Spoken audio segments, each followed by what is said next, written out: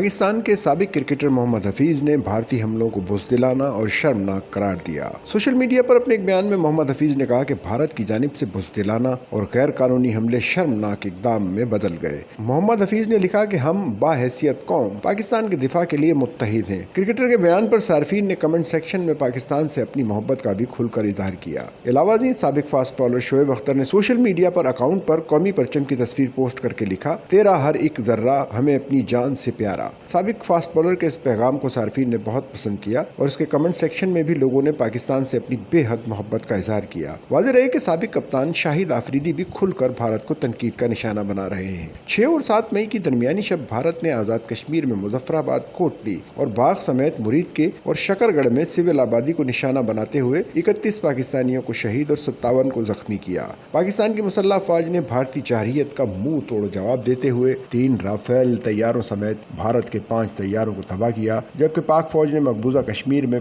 कई भारतीय चेक पोस्टों को भी तबाह किया। सच्चल न्यूज़ नेटवर्क की वीडियोस में खुश आमदेद। नाजरीन, वीडियो से मुतालिक अपनी कीमती राय का इजहार कमेंट बॉक्स में ज़रूर करें और चैनल को सब्सक्राइब करें।